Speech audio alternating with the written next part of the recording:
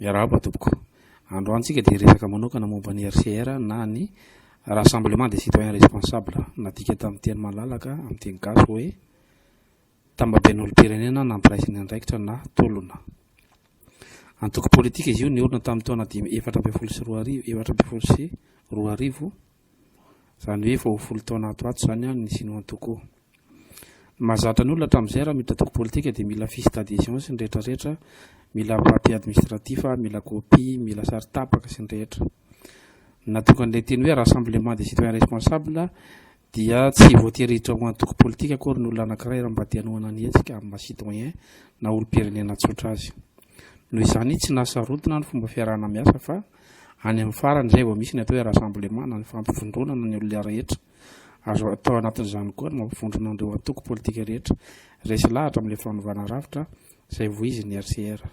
Noho izany ho anao na iza toerana misy anao na iza toerana misy anao na any amin'ny faritany na ho Antananarivo na iza n'aiza, tsy misy adhésion ny RCR fa tany amin'ny fananganana azy ihany no nilaina ny adhésion satria taratasy takin'ny fanjakana zany. Fa kosa tsy manakana n'olom-pirenena zany hanohana ny RCR. Azonao dia azo atao ny manohana ny RCR na ny rassemblement des citoyens responsables amin'izay rehetra fomba hitanao fa mety ahafahana manatanteraka ilay fanovana rafitra dradradradraina eo anivon'ny RCR ny fanovana système politique.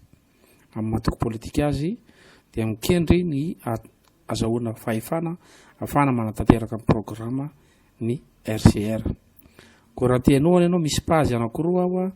dia misy ny atao hoe groupe manohana ARCR, misy koa ny page ny RCR na ny rassemblement des citoyens responsables page izy io. Raha mametraka fanontaniana ianao dia afaka mandefa message amin'ny administrateur an'ireo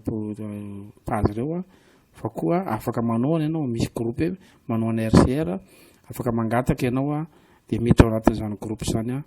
dia ny administrateur mahafantatra hoe tokony hiditra ao anatin'izany groupe zany ianao fa fanohanana izy ity. Iarahantsika malala ny fahasiarana misy eto amin'ny firenentsika, tsy misy faritra anavahana fa fantatritsika ny fahasiarana manerana Madagasikara. Ao anatin'ny fanovana-rafitra izay dradradradraitsika hatramin'izay ny décentralisation ampahany ihany nefa zany. Ao anatiny ao ny fanovana rafitra politika, ny fanovana rafitra toe-karena, ny fananganana rafim-piarahamonina vaovao izay ezahana hazavaina aminao tsikelikely fa tsy aro vita ao anatin'ny vidéo anankiray daholo akory izy rehetra. Natao ihany koa izao tsy natao vidéo mba maivamaivana ny vidéontsika, dia tsy natao vidéo misy sary mihetsika fa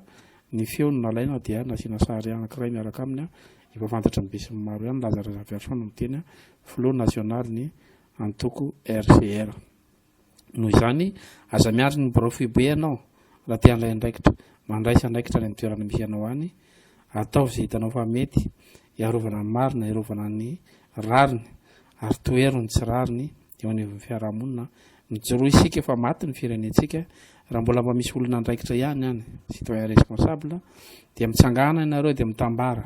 fa ho avy ny fotoana tsy maintsy isy ny faharesen-dahatra ny be sy ny maro dia manao rassemblement isika eo tsika vao mahita hoe ve anao olona andraikitra ihany koa. Tsy manakana zany na avy amin'ny antoko iza na avy amin'ny antoko iza